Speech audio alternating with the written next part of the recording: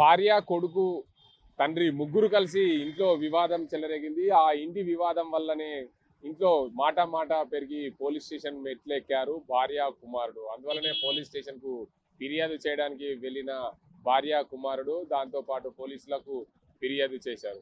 నిజామాబాద్ జిల్లా Bheemgal police station లో ఫిర్యాదు చేశారు భార్య కుమారుడు. అయితే గొగ్లోత్ బీను కుమారుడు గొగ్లోత్ భీమా ఆయన భార్య ఇద్దరు కలిసి పోలీస్ స్టేషన్కి వెళ్ళారు. ఇంటి నిర్మాణం కోసం గొడవ జరుగుతుంది. ఇంటి నిర్మాణం విషయంలో ఇంట్లో తరచూ మాట పెరిగి చిలికి గాలివానగా మారింది. కొడుకు భీమా ఏదైతే తండ్రి పైన ఫిర్యాదు చేసేందుకు తల్లితో పాటు భీమ్గల్ పోలీస్ స్టేషన్కి వెళ్ళారు. వీరు స్వగ్రామం భీమ్గల్ మండలం రూప్లాల నాయక్ తండాగా గుర్తించారు. అయితే ఆ రూప్లా నాయక్ తండాలో ఇంటి నిర్మాణం కోసం తండ్రి కొడుకుల మధ్య గొడవ జరుగుతుంది. కొడుకు ఇంజనీరింగ్ పూర్తి చేసి ప్రైవేట్ ఇంజనీర్గా పనిచేస్తున్న పరిస్థితి నెలకొంది. దాంతో పాటు భీమా అదేవిధంగా బీను ఇద్దరు కూడా తరచూ గొడవ పడుతుండేవారు. దాని విషయంలో ఆ భార్యను తిట్టాను అని చెప్పి భీమా చెప్తున్నారు. దానితో పాటు ఏదైతే భీమా కొడుకు అదేవిధంగా బీను భార్య ఇద్దరు కలిసి పోలీస్ స్టేషన్కి ఇట్లా మెట్లెక్కిన నేపథ్యంలో భీమ్గల్ పోలీసులు విచక్షణ రహితంగా నన్ను కొట్టారని చెప్పి ఆసుపత్రిలో చికిత్స పొందుతున్నారు గొగ్లోత్ బీను. ఏదేమైనప్పటికీ నిజామాబాద్ జిల్లాలో తరచూ ఈ పోలీసుల వ్యవహారం చిలికి గాలిగానగా మారుతుంది. గతంలో ఇందల్వాయి పోలీస్ స్టేషన్లో విధులు నిర్వహిస్తున్న ఓ ఎస్ఐ ఇద్దరిని చితకబాదిన నేపథ్యంలో స్థానికంగా ఉండే పోలీస్ కమిషనర్ సాయి చైతన్య వారిని వేటు వేశారు. అదే కోణంలో కూడా ఇటీవల కాలంలో భీమ్గల్ పోలీస్ స్టేషన్లో కూడా ఓ వ్యక్తిని చితకబాదిన ఓ ఎస్ఐకి పైన కూడా ఛార్జ్ మెమో ఇచ్చిన పరిస్థితి నెలకొంది. భీమ్గల్ పోలీస్ స్టేషన్లో తరచూ ఇలాంటి గొడవలు జరగడం పరిపాటిగా మారింది. చూసుకోవచ్చు, మనం నిజామాబాద్ జిల్లాలో ఉన్నాం. నిజామాబాద్ జిల్లా పోలీస్ కమిషనరేట్ వద్ద ఉన్నాం. తరచూ కుటుంబ సమస్యల పైన వారు పోలీస్ స్టేషన్ మెట్లు ఎక్కిన నేపథ్యంలో పోలీసులు విచక్షణ రహితంగా కొట్టి ఆయనను గాయపరిచిన పరిస్థితి ఉంది. భీమ్గల్ ఎస్ఐ మహేష్ గౌడ్తో పాటు మరో 5 కానిస్టేబుల్ విచక్షణ రహితంగా దాడి చేశారని చెప్పి నిజామాబాద్ పోలీస్ కమిషనర్ కు ఫిర్యాదు చేసేందుకు నిన్న ఆదివారం రోజు బీను వచ్చారు. బీను వచ్చిన నేపథ్యంలో స్థానికంగా పోలీసులు అందుబాటులో లేకపోవడంతో స్పెషల్ బ్రాంచ్ సిఐ శ్రీశైలం వచ్చి వారిని సముదాయించారు. ముందుగా మీరు హాస్పిటల్లో చికిత్స తీసుకోండి, తర్వాత మాట్లాడదామని చెప్పి పంపించినట్లు పోలీసులు చెప్పి పంపించినట్లు గొగ్లోత్ బీను ఏదైతే బాధితుడు గొగ్లోత్ బీను చెప్తున్న పరిస్థితి నెలకొంది. తండ్రి నన్ను ఇంట్లో ఏదైతే ఇంటి నిర్మాణం కోసం అడ్డుపడుతున్నాడు అని చెప్పి తండ్రి పైన ఫిర్యాదు చేశాడు గొగ్లోత్ భీమా. దీనికి అంతకు సంబంధించి ఇంటి నిర్మాణం విషయంలో తరచూ గొడవ జరుగుతుంది, మమ్మల్ని తిడుతున్నారని చెప్పి భార్య అదేవిధంగా గొగ్లోత్ బీను కుమారుడు భీమా ఇద్దరు కలిసి పోలీస్ స్టేషన్కి వెళ్ళిన నేపథ్యంలో తరచూ మమ్మల్ని తిడుతున్నారని చెప్పి విచక్షణ రహితంగా నా చేతుకు సంఖ్యలు వేసి నన్ను కొట్టాడు అని 5 కానిస్టేబుల్ ఒక ఎస్ఐ నన్ను కొట్టారని చెప్పి ఆయన ఫిర్యాదు చేశారు. ఏదేమైనప్పటికీ నిజామాబాద్ జిల్లాలో తరచూ ఇలాంటి ఘటనలు జరగడం పరిపాటిగా మారింది. పోలీసులు పూర్తిగా ఏదైతే ప్రజలకు రక్షణగా ఉండాల్సిన పోలీసులు ఆ విచక్షణాన్ని కోల్పోయి విచక్షణ రహితంగా అతనిపై దాడి చేశారు అని చెప్పి బీను చెప్తున్న పరిస్థితి. ఏదేమైనప్పటికీ నిజామాబాద్ జిల్లాలో ఈ జరిగిన ఘటనందరూ కూడా ప్రజా సంఘాలు ఖండిస్తున్నాయి. పోలీసుల వ్యవహార శైలి విచిత్రంగా ఉంది. ఏదైనా సమస్య కోసం భార్యాభర్తలు పోలీస్ స్టేషన్కి వస్తే వారి సమస్యలను పరిష్కరించాల్సిన పోలీసులు అతనిపైన దాడి చేయడం ఏంటి అని చెప్పి ఆయన గొగ్లోత్ బీను చెప్తున్న పరిస్థితి ఉంది. ఏదేమైనప్పటికీ నిజామాబాద్ జిల్లాలో తరచూ ఇలాంటి ఘటనలు చోటు చేసుకున్నాయి. పోలీసులు విచక్షణాన్ని కోల్పోయి విచక్షణ రహితంగా కొడుతున్న పరిస్థితి. ఇకనైనా రాష్ట్ర ప్రభుత్వానికి సంబంధించిన పోలీస్ అధికారులు నిజామాబాద్ జిల్లా పోలీస్ కమిషనర్ సాయి చైతన్య భీమ్గల్ ఎస్ఐపై చర్యలు తీసుకోవాలని చెప్పి ఆ బాధితుడు గొగ్లోత్ బీను చెప్తున్న పరిస్థితి. కుటుంబ సమస్యని ఇంట్లో మాట్లాడుకోవాల్సింది రచ్చకెక్కారు. వారి కుటుంబ సమస్య ఇంట్లో మాట్లాడుకుందామని చెప్పి వారు ఇంట్లో భార్యాభర్తలు చిన్న మాట అనుకున్నారు. దాన్ని రచ్చ చేశారు కుటుంబానికి సంబంధించిన పెద్దలు. మనతో మాట్లాడేందుకు గొగ్లోత్ బీను ఉన్నారు. వారిని అసలు పోలీసులు ఎందుకు కొట్టడానికి ప్రధాన కారణం ఏంటి, అసలు పోలీసులు విచక్షణ రహితంగా కొట్టడానికి అసలు ఎందుకు అంత దిగజారారు పోలీస్ వ్యవస్థ, దీనికి సంబంధించి బీను ఉన్నారు. చెప్పండి బీను, అసలు ఏమైంది, మొత్తంగా ఏం జరిగింది? అయితే మా భార్య మా అబ్బాయి పోలీస్ స్టేషన్కి వెళ్ళిర్రు. కానీ నేను వెళ్ళిన ఎందుకు మన కేసులు పెట్టుకున్నాడు, నా సమస్య నేను చెప్పిన నచ్చు, మీరు ఇంటికి వచ్చారా, నేను వెళ్తే ఏం చేసిర్రు, నాతోటి కూడా మా వాళ్ళు వచ్చిర్రు, మా అన్న వచ్చిండ్రు, అందరు వచ్చిర్రు. వచ్చే వరకు ఏం చేసిరంటే నాకు చేతి బేడి పెట్టిపించిర్రు.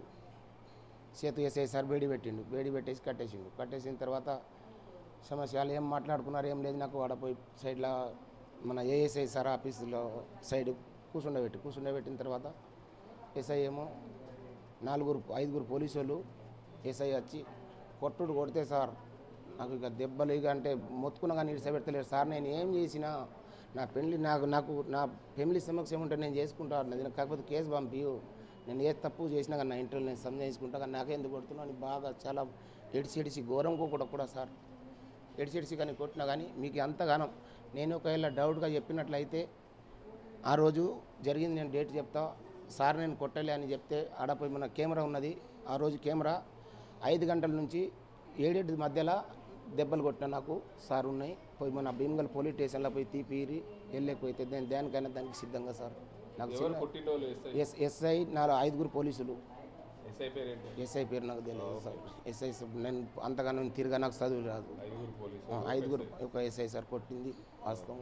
దెబ్బలు ఉన్నాయి చేతిలో, గెత్తల మీద అన్ని కన్నులు బిన్నులు అన్నీ మరి ఘోరం కొట్టిండు సార్. నాకు ఎస్ఐ సార్ నాకు ఎందు గురించి కొట్టిండు, ఇది ఒకటి నాకు న్యాయం జరగాలని నేను అనుకుంటున్నా సార్.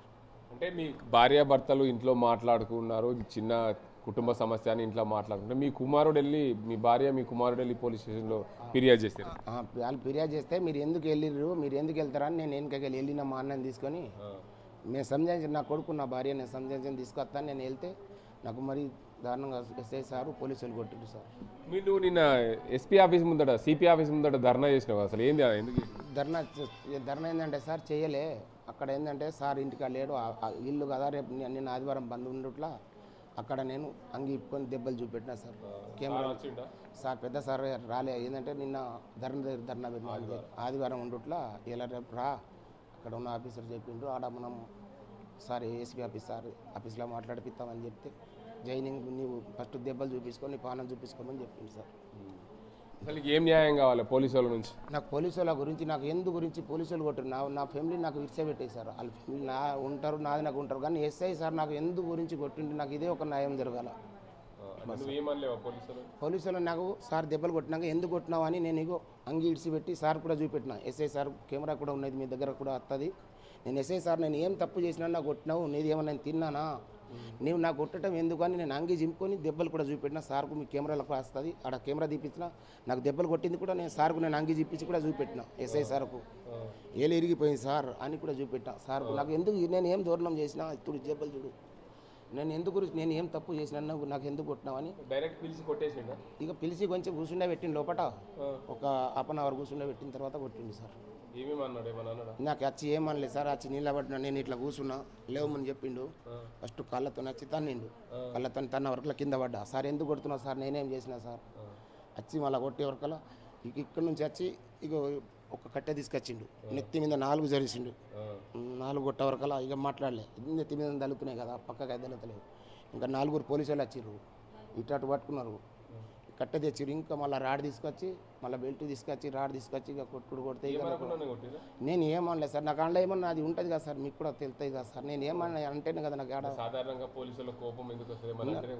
నేను అందుగురి సార్ మీరు చూసుకోరు సార్, కెమెరా మీరు అక్కడ ఓపెన్ చేయించుకోరు సార్. నేను అంటున్నా కదా సార్, నాకు నేను ఏమైనా అయింది అయితే నేను నా ఇంట్లో నేను అనుకున్నచ్చు నా సమస్య కాదు అది, కానీ ఎస్ఐ సార్ నేను ఏమైనా అయింది అయితే నాకు అక్కడ ప్రూఫ్ చూపెట్టింది. నేను దానికంటే నాకు జైలుకు పంపినా నేను పోతాను సిద్ధంగా. నాకు ఎస్ఐ సార్తో నాకు ఎందుకు గురించి కొట్టినావు అని నాకు మాత్రం ఇక సస్పెండ్ చేస్తేనే బాగుంటుంది సార్. అందుగురించి నాకు నేను ఈ దెబ్బలు పడి మళ్ళీ నా బతకట్టు నా జీవితం ఎట్లా సార్, ఏళ్ళు ఇరిగిపోయింది, నేను ఎట్లా బతకాలా, నాకు కొట్టినట్టు ఇంకోలా కూడా జరగద్దు అట్లా ఎస్ఐ అని నేను ఒకటి సస్పెండ్ చేయాలని నేను అనుకుంటున్నాను. మీ కొడుకు మీ భార్య ఇప్పుడు మా కొడుకు మా భార్య ఏమన్నాడట, మీరు ఇంట్లో ఉండే కుర్రి నేను కొట్టినా ఇంట్లోకి వెళ్ళి మీరు బయటికి వెళ్ళిపోరు అని చెప్పినట. వాళ్ళు ఇంట్లో లేరట. నేను ఆడ నుంచి మళ్ళీ నా దెబ్బలు కొట్టి నా ఇంట్లో ఎవరు లేకపోతే అంబులెన్స్ తీసుకొని అంబులెన్స్ 6 నుంచి భీమగల్ వచ్చారు. మా తల్లి ఒకటి ఉన్నది నాయమాట, మా అమ్మనే మా అమ్మ. ఇంతే సార్, నాకు న్యాయం జరగాల సార్, సస్పెండ్ కావాలా అంతే. నాకు గోగులో బీను తల్లి ఉంది, అసలు అమ్మ మీ కొడుకుని ఎందుకు కొట్టిరు పోలీసులు, ఏమైంది? నేను లేను సార్, నేను కాదు ఏం గొడవ మీ ఇంట్లో? వాళ్ళే తండ్రి కొడుకులు ఏం చేసుకున్నారో నాకు గుర్తులేదు. ఇంత బాధ బారాబడితే వాళ్ళు ఏం చేసుకున్నారు కానీ నాకు గుర్తులేదు, నేను పోలేను సార్. పోలీసులు కొట్టిరంట కదా మీ కొడుకు? ఆడ టౌన్లో కొట్టిరంట. గట్ల కొడితే ఎట్లుంటుంది? ఏమో సార్ నాకేం గుర్తు, నేనే చచ్చిపోయి దాన్ని వచ్చింది ఈ వరదగా ఈ పని అవుతున్నది. మొత్తానికి చూసుకోవచ్చు, ఏదైతే కుటుంబ సమస్య పైన తల్లి ఏదైతే భార్య కుమారుడు పోలీస్ స్టేషన్కి వెళ్ళి ఫిర్యాదు చేయడంతో భీమ్గల్ పోలీసులు పూర్తిగా విచక్షణ రహితంగా విచక్షణాన్ని కోల్పోయి ఇడ్డు ఏదైతే కొట్టిన పరిస్థితి, బీనును ఏదైతే గుగ్లోత్ బీనును కొట్టారు. నాకు న్యాయం జరగాలని చెప్పి జిల్లా పోలీస్ కమిషనర్ను కూడా కలిశాను, కానీ నిన్న ఆదివారం కావడంతో పోలీస్ కమిషనర్ అందుబాటులో లేడు. ఈరోజు రమ్మన్నారు. ముందుగా హాస్పిటల్లో చికిత్స చేయించుకుని తర్వాత మాట్లాడదామని చెప్పి పోలీసులు సముదాయించి పంపించినట్లు చెప్తున్నారు గుగ్లోత్ బీను. మొత్తానికి ఏదేమైనప్పటికీ కుటుంబ సమస్యలపైన మాట్లాడుకోండి అని చెప్పాల్సిన పోలీసులు విచక్షణని కోల్పోయి ఇట్లా కొట్టరాని ప్లేస్లో కొట్టి నన్ను చితకబాదారు. 5 కానిస్టేబుల్, ఒక ఎస్ఐ నన్ను కొట్టారు. నాకు న్యాయం జరగాలి, ఆ ఎస్ఐని సస్పెండ్ చేయాలని చెప్పి కోరుతున్నారు గుగ్లోత్ బీను. ప్రపంచంలో ఏ మూల ఏ క్షణం ఏం జరుగుతుందో వేగంగా తెలుసుకోవడానికి తొలి వెలుగు వాట్సాప్ ఛానల్ని ఫాలో చేయండి.